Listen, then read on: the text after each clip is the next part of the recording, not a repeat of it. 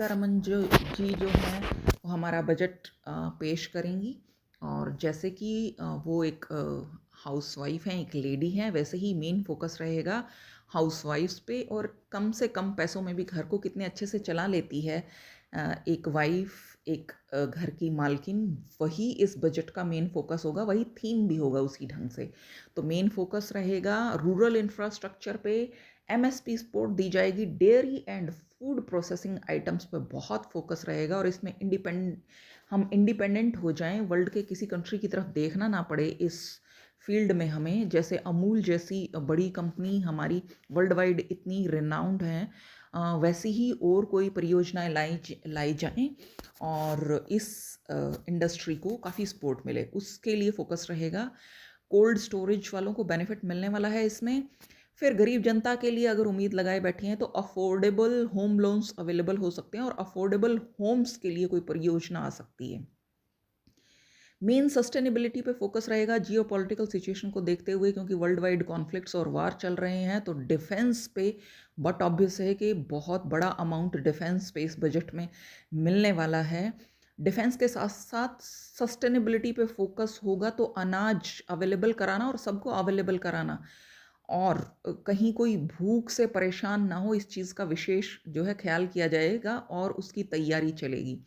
यानी भोजन, पानी और मकान, ये हर किसी को मिले और हेल्थ जो है, सैनिटेशन, ड्रेनेज सिस्टम, हेल्थ, ये सब इजीली अवेलेबल हों और सबको मिले, उस पे फोकस रहेगा। तो सैनिटेशन पे, ड्रेनेज पे, वाटर पे, इन सब पे फोकस होगा। इंफ्रास्ट्रक्चर पे फोकस होगा। रेलवे डिपार्टमेंट को भी बेनिफिट मिलने वाला है। डिफेंस तो नो डाउट बहुत इस बजट में काफ़ी सोच समझ के और उस पर काफ़ी पैसा, अगर एक बड़ा अमाउंट लगाया जाएगा तो डिफेंस पे लगाया जाएगा। उसके बाद एआई एंड टेक्नोलॉजी पे भी लगाया जाएगा। दैन इलेक्ट्रिक व्हीकल्स पे फोकस रहेगा गवर्नमेंट का, बजाय कि जो है जो कंज्यूम करते हैं डीजल और केमिकल्स, उन पे फोकस नहीं रहेगा। और वो हमें भी पता है वर्ल्ड वाइड जो सिचुएशन चल रही है, वो भी एक कारण रहेगा उसका। एस्ट्रोलॉजिकल पॉइंट तो हैं ही हैं। तो ऑयल एंड गैस को मैक्सिमम कैसे प्रिजर्व करके रखा जाए और कम से कम खर्च हो, और बहुत ध्यान से सस्टेनेबल डेवलपमेंट जैसा फोकस रहेगा इस पे कि अब सस्टेनेबल डेवलपमेंट का जो है ये पीक पॉइंट आ चुका है। तो बहुत सोच समझ के हमारे रिजर्व ऑयल्स और जो भी रिजर्व्स हैं, मिनरल्स वगैरह, उन सबको बहुत सोच समझ के खर्च किया जाएगा। केमिकल्स पे भी फोकस होगा। फॉरेन पॉलिसी पे बहुत फोकस होने वाला है, क्योंकि फॉरेन पॉलिसी पे अब पूरा वर्ल्ड ही डिपेंड करेगा कि हम किस दिशा में आगे बढ़ने वाले हैं, कौन से कंट्री की हमें सपोर्ट चाहिए और किसकी नहीं चाहिए, किसके साथ खड़े होना है, किसके अगेंस्ट जाना है, वो बहुत सोच समझ के, इसलिए फॉरेन पॉलिसी को भी एक बड़ा अमाउंट दिया जाएगा। होम लोन्स ऑलरेडी बता चुकी हूँ, और इसके बाद नेचुरल रिसोर्सेज पे भी बता चुकी हूँ, बहुत फोकस रहेगा। जो जिसको एक ड्रॉबैक, मतलब जिसको सेटबैक मिलने वाला है, वो है फिल्म इंडस्ट्री। फिल्म इंडस्ट्री को सपोर्ट नहीं मिलने वाली है, लेकिन म्यूज़िक इंडस्ट्री को सपोर्ट मिलने वाली है। म्यूज़िक इंडस्ट्री को बेनिफिट मिलेगा, फिल्म इंडस्ट्री को नहीं मिलेगा। मिलिट्री ऑलरेडी बता चुकी हूँ, स्ट्रेटेजिक पावर पे फोकस रहेगा। और करेंसी को कैसे ठीक ढंग से चलाया जाए, इसका एक फोकस रहेगा। ऑयल एंड गैस पे एक फोकस रहेगा। लिथियम पे भी बहुत फोकस रहेगा। दैन उसके बाद जो है इसमें आर्म्स डील वगैरह जो करनी है, उन पे फोकस रहेगा। और डिफेंस अलाइज पे वार इकोनॉमी मॉडल तैयार किया जाएगा, उसके लिए कहीं ना कहीं कुछ ना कुछ चलेगा।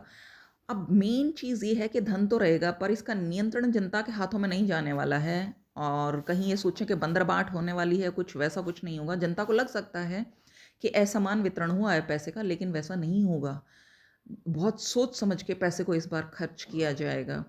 हाँ, लेकिन बंदरबाट नहीं होगी कि हाँ दे दो और पैसा यहाँ भी फ्री में कुछ नहीं मिलने वाला है। लग्जरी आइटम्स को एक सेटबैक लगने वाला है। लग्जरी ब्रांड्स हैं, स्पेशली जो यूएस बेस्ड ब्रांड्स हैं, उनको बहुत बड़ा तगड़ा झटका मिलने वाला है, और ये हमारा एक जवाब भी होगा ट्रंप को, वो भी होगा। और उसके बाद जो बिग फैट इंडियन वेडिंग्स जो वर्ल्ड वाइड फेमस हैं, उस इंडस्ट्री को एक झटका लगने वाला है। क्यों लगने वाला है? वो लग्जरी आइटम्स में आएंगे, उस पर कुछ ना कुछ टैक्स लगेगा ज़रूर। ग्लैमर वर्ल्ड पे भी काफ़ी टैक्स लगाए जाएंगे। तो लग्ज़री वाली इरा नहीं है, world will enter in post luxury era. World अभी एंटर करने ही जा रहा है पोस्ट लग्ज़री इरा में, लग्ज़री काफ़ी हो चुकी है। जब वार सिचुएशन होती है तो सर्वाइवल का मुद्दा होता है और वही फोकस रहेगा इसमें। टूरिज़्म पे भी फोकस रहेगा, फैशन पे रहेगा, म्यूज़िक पे रहेगा, लेकिन फ़िल्म इंडस्ट्री जो है वो सेटबैक मिलने वाला है। वो बता रही हूँ, और लग्ज़री ब्रांड्स को भी सेटबैक मिलने वाला है। और जहाँ तक बात है ऑयल एंड गैस का, बता चुकी हूँ मैं ऑयल एंड गैस का क्या हाल रहेगा। फार्मा इंडस्ट्रीज़ को और हेल्थ केयर को काफ़ी बेनिफिट मिलने वाला है इसमें, और आईटी इंडस्ट्री को भी बेनिफिट मिलने वाला है। डिफेंस ऑलरेडी मैं बता चुकी हूँ कि काफ़ी बेनिफिट मिलने वाला है। हाँ, ओटीटी प्लेटफॉर्म्स, मीडिया हाउसेस को सेटबैक लगने वाला है। कुछ ना कुछ उन पे टैक्स लगेगा, उनकी नाकों में नकेल डाली जाएगी। और इसके बाद अगर हम देख लेते हैं तो अ, ये सब है। उसके बाद बेनिफिट और मिलने वाला है जो है एनर्जी एंड पावर यूटिलिटीज़ को मिलने वाला है। आईटी सेक्टर को मैं ऑलरेडी बता चुकी हूँ, एग्रीकल्चर, फर्टिलाइजर्स। तो इस बार किसानों के लिए एक तरह की खुशी, सरकार की तरफ से तो खुशी ही होगी। और वेदर की एक अलग बात है, वो मैं अलग अलग अपने वीडियोस में दे भी चुकी हूँ, अपनी प्रेडिक्शंस में वेदर के क्या हाल रहेंगे। लेकिन सरकार की तरफ से एक बेनिफिट मिलने वाला है, क्योंकि अनाज जो है वो मोस्ट इम्पॉर्टेंट चीज़ होने वाली है। घर को कैसे चलाया जाए, आम जनता के लिए ये परेशानी ना क्रिएट हो कि घर को कैसे चलाया जाए, तो वो एक मेन फोकस रहेगा, हाउस होल्ड आइटम्स पे फोकस रहेगा। आई होप आपको मेरी ये प्रेडिक्शन अच्छी लगी तो मेरे चैनल को लाइक कीजिएगा, सब्सक्राइब कीजिएगा और मेरे वीडियो को मैक्सिमम शेयर कीजिएगा। Thank you.